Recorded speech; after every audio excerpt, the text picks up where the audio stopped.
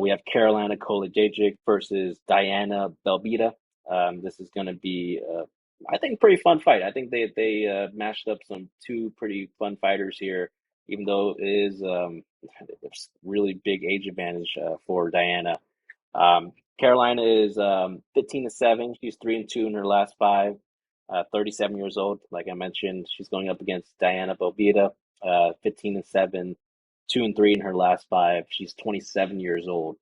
Um, in terms of the height and reach, Diana is actually going to be the bigger fighter here. She has a 4-inch height advantage and a 4-inch reach advantage. So that's something to keep in mind. She's the younger and longer fighter here. Um, Odds wise, this is some pretty interesting movement, I think. So Carolina, she opened up at minus 150 and she moved to about minus 220, but slowly but surely, people have kind of bought the dog odds on Diana in the last few weeks. Carolina is now at minus 163, and Diana is at plus 143. Um, just breaking down these two girls, I mean, Carolina, I think she's a good striker. She has a really good skill set. I mean, I think she's in the middle of a career resurgence right now with a 3-5 win streak. She was in the UFC before, and kind of took a lot of L's. But I think that she's really improved in the last few years, which is kind of an anomaly in my opinion. I mean, usually fighters don't get better with age, right? But I think that she's gotten a little better since the last time she was in the UFC. Um, she's the more technical fighter in my opinion in this case, wealth of experience. I think that she has some solid grappling that's really improved since the L's. Um, and I think she might need it here because Diana is a high pressure volume striker. I think that she has some pretty good striking differentials, to be honest. She has 6.59 strikes landed per minute. She absorbs 5.72. So that's something that I really like to see. I like to see that positive striking differential when I'm looking at these kind of stats. As far as her defense, they're about slightly the same. Striking actually about slightly the same. It's just that Diane is a little bit more volume as far as the striking here.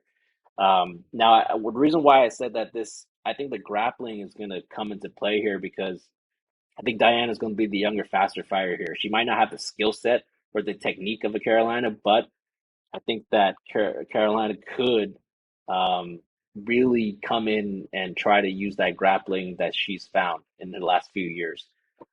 So I think that that might be the difference. For me as a play, I mean, I I would still go with the younger dog. I mean, I don't really I don't really feel good about paying that price of doing Carolina, right? Like she's gonna be the older fighter. I don't think that it's going to be too much of although there is a gap in the skill set and the technique, I don't think it's too much because I think that Diana's going to be able to overcome that with her speed, and just her youth, in my opinion. Um, Also, she is really improving as far as her grappling too. So that's something to take into account. I mean, her last fight, she did pretty well in her grappling against Oliveira. Um, I would pick Diana, but once again, I don't think that there's, for me at least, a play here. If I were to make a play, I'll just say Diana by decision because you're going to get some good juicy odds there. So that's my kind of analysis there. Alex, what do you think about this fight here? Yeah, I mean, I feel like this fight is again like another hard one to pick. When I was watching Belbita, I thought it was pretty interesting. She has a very interesting kind of style. Um, she'll kind of like, all she'll do is kind of like step into the pocket and then throw like an overhook right, then kind of step back out and then step back in, kind of rinse and repeat that over right hook. Um, and Carolina is hittable, so I feel like, it could work. Um, and then on the flip side, Carolina, I feel like she's definitely a better striker, like more technique. She likes to kind of lunge at the opponent, then throw kind of like these 3, 4 combo jab punches. Um, but again, she's not the quickest fighter. She just seems very controlled. She is 37, so she's a seasoned vet. But yeah, this one's a tough one. I don't really know. I mean, I can make the case for either fighter. But if I were to pick, I'm going Carolina just because she seems more kind of grounded and controlled. But yeah. Definitely. Yeah.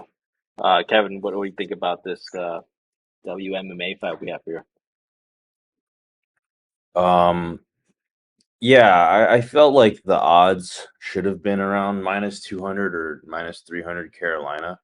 So I'm kind of surprised that it's moving towards Diana.